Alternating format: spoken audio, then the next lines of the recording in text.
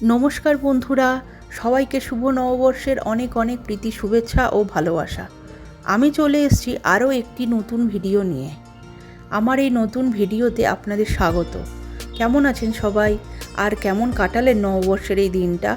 বাঙালির কাছে এই দিনটা খুবই গুরুত্বপূর্ণ।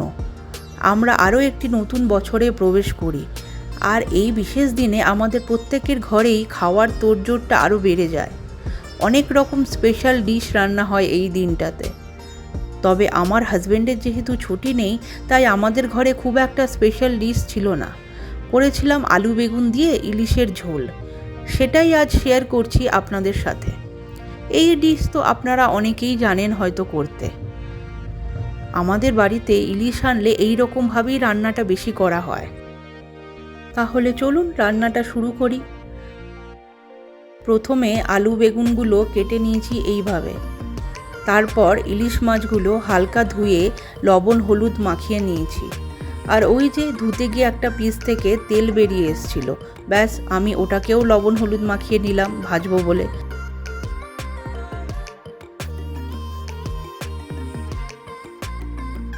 তারপর কড়াইতে তেল গরম করে ভাজা করতে দিয়ে দিলাম।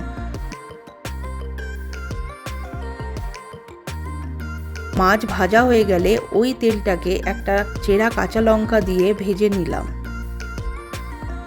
সত্যি গরম ভাতে ইলিশের এই তেলটা না খেলে ইলিশ মাছ খাওয়াটাই অসম্পূর্ণ থেকে যায় মনে হয়, তাই না? তাই এটা তো মাস্ট। এবার ওই তেলেই অল্প করে কালো জিরে ফোড়ন দিলাম, আর সাথে চেরা কাঁচা লঙ্কা দিলাম।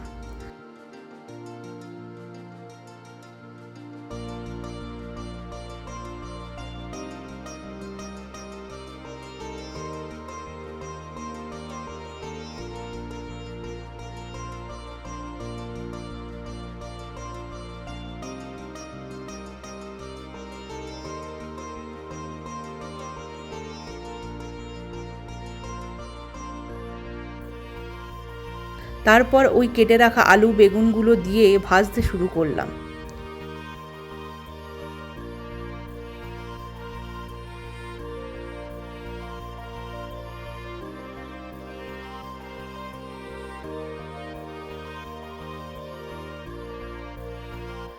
আলু বেগুনগুলো হালকা ভাজা হয়ে আসলে স্বাদ মতো লবণ হলুদ আর অল্প লাল লঙ্কা গুঁড়ো দিয়ে ভালো করে মশলাটা কষিয়ে নিলাম।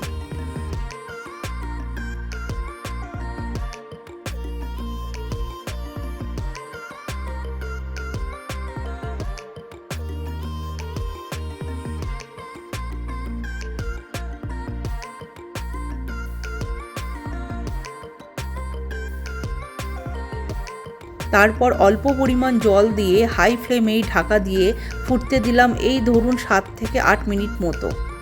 আগে ভাজা করে নেওয়াতে আলু বেগুনগুলো হাই ফ্লেমেই সেদ্ধ হয়ে যাবে।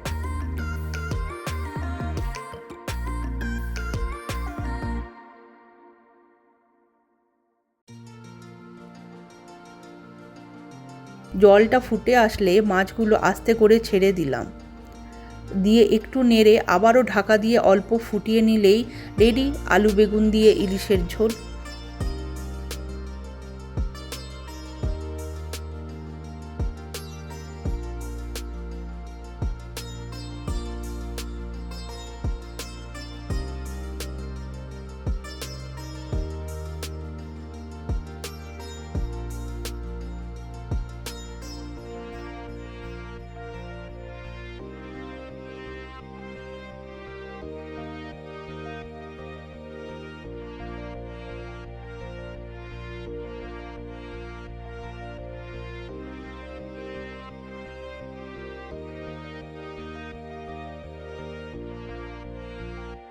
এই রকমভাবে ইলিশের ঝোল খেতে বেশ ভালোই লাগে কি, তাই না?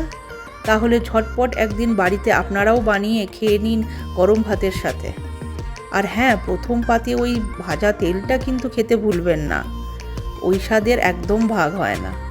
তাহলে চলুন ভিডিওটা এখানেই শেষ করলাম। কেমন লাগলো আমার এই ভিডিওটা কমেন্ট বক্সে অবশ্যই জানাবেন। ভালো থাকবেন সবাই, নতুন বছর ভালোভাবে কাটাবেন। নমস্কার।